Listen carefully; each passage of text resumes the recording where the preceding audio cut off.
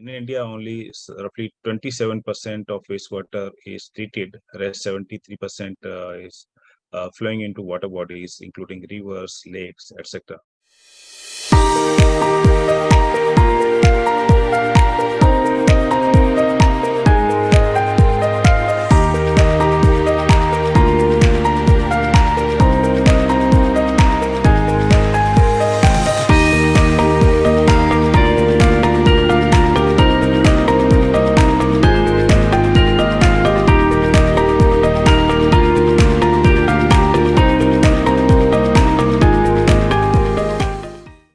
So let's understand why we need water. What is a basic element which is very much required for every life? Almost more than 71% of our body is made up of water, including hydrogen and oxygen. Water is also one of the 5 most important elements mentioned in Vedas, including Vayu, Akash, Dharti, Agni, and Jal.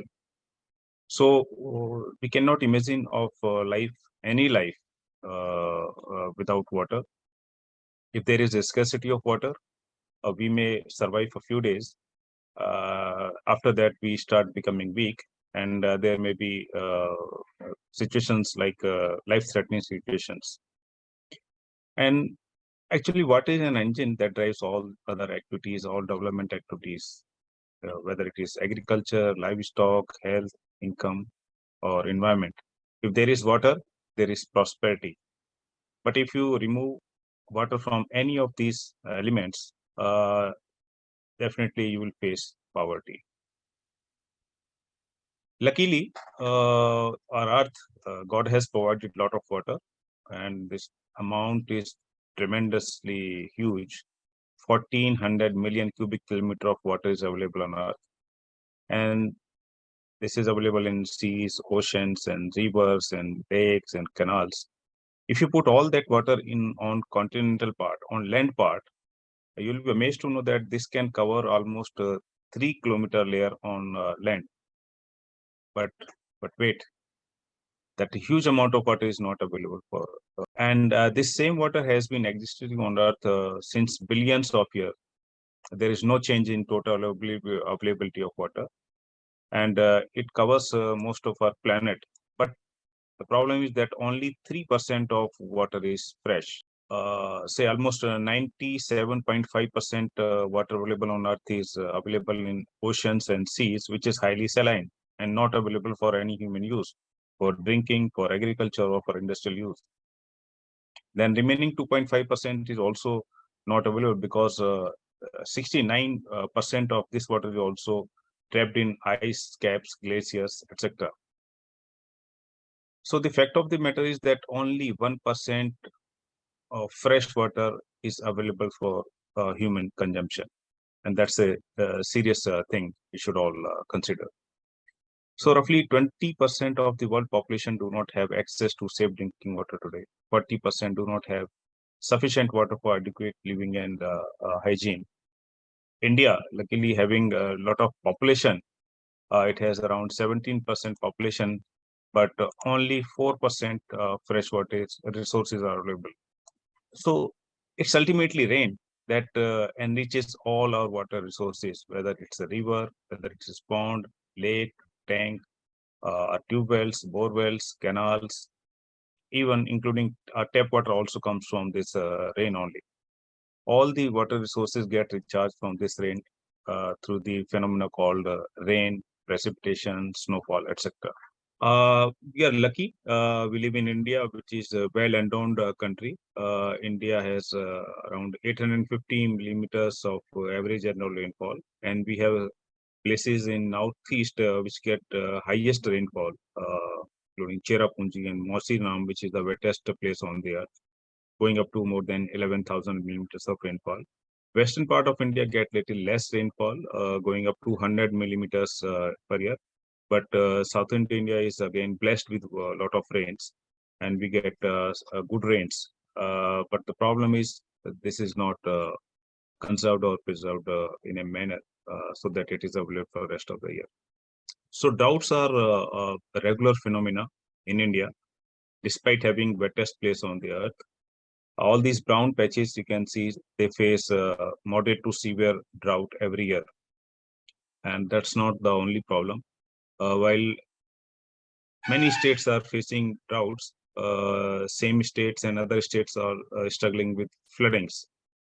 So during the time of independence, only 3% of area was under drought and 6% under floods. But it has now increased to 30% for drought and 60% flooding, which means almost a 10-fold rise in droughts and floods since independence. If you look back at our per capita water availability, the national average is 140 liters per capita per day. Each citizen should be getting this much water.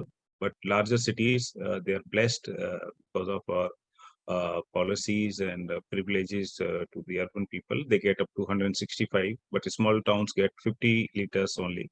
And urban slums, they really face the brunt of water scarcity. They get maximum up to 27 liters per capita per day only to meet all their water requirements. The per capita water availability in India at the time of independence was more than 5,000 cubic meters per person, which has come down to around 1700 only. And we are very close to being a water stressed nation.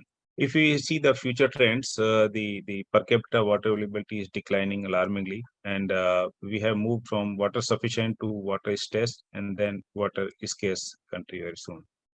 There are a number of water wars, water disputes. They are on rise. Per capita availability is declining. And if you see the per capita availability in different countries, you'll find that India has a minimum water storage. So there have been large investment on water projects, constructing big dams and big projects in the name of irrigation and drinking water, but there has not been any attention on rain-fed areas, which primarily comprise of huge population, and they feed most of the India's population. Many of our rivers have already died, even if there is some water that is also highly polluted. At the same time, we are also facing the brunt of climate change. Because of climate change, we are facing extreme weather conditions. Monsoon is also disturbed. We get less rainfall. Some years we get excess rainfall. And most of our glaciers in Himalayas, they are shrinking.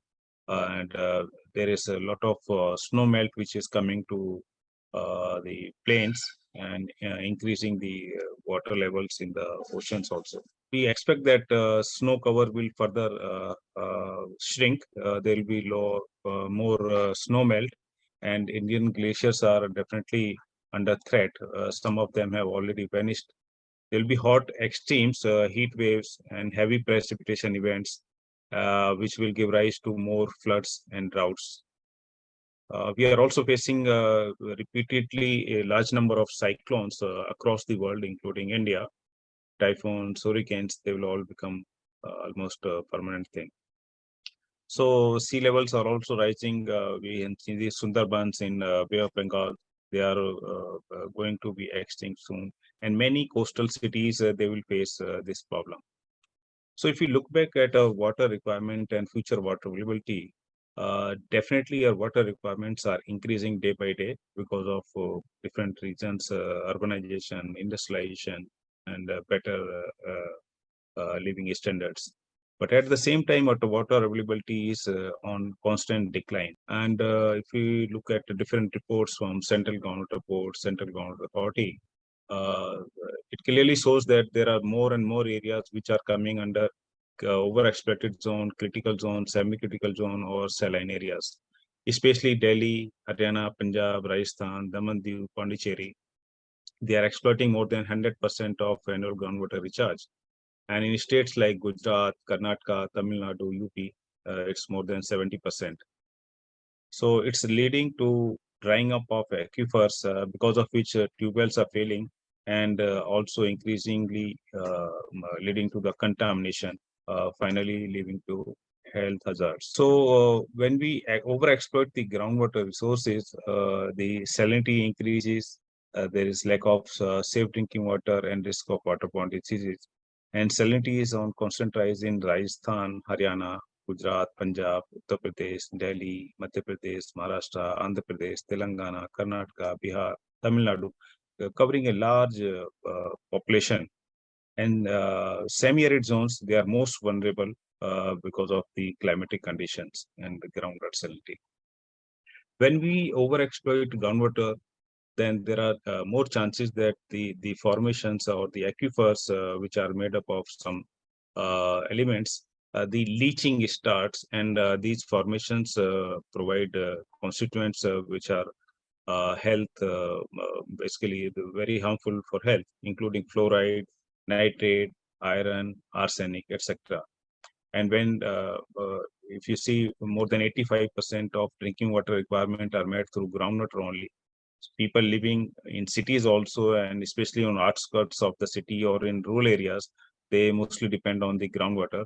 And when they consume this groundwater, which is full of fluoride, nitrate, iron, arsenic, etc., they definitely face some health issues. We have this another problem also, that though the groundwater resources or surface water resources are limited in any city, and municipal supplies are also limited. Municipalities struggle to supply water to each and every citizen, but there is a single piped water supply only, and that water we use for everything. But the problem is that only 20% of this water supplied is used for drinking, cooking, and other potable purposes. The rest of it is used for bathing, washing, toilet flushing, or car washing, or watering our lawns, etc., which actually doesn't require that much good quality water. So literally, we drain down almost 80% potable water as wastewater into our sewage drains. And our drains, they carry a lot of domestic as well as industrial wastewater, finally discharging into rivers. In India, only roughly 27% of wastewater is treated, rest 73% is flowing into water bodies, including rivers, lakes, etc. And these water bodies, they are almost dying. Some of them have already become full of wastewater, and they don't have any life. They don't have any fish. They don't have any other aquatic animals or plants. So their sustainability also depends on largely how do we manage our wastewater. So earlier, all the cities used to have a huge number of water bodies. They used to be ponds or lakes or tanks or cherus or kuntas, etc. But because of increasing prices of land, these have been facing threat from construction activities, from builders, even from municipalities also. They are converting the wetlands into some developed areas.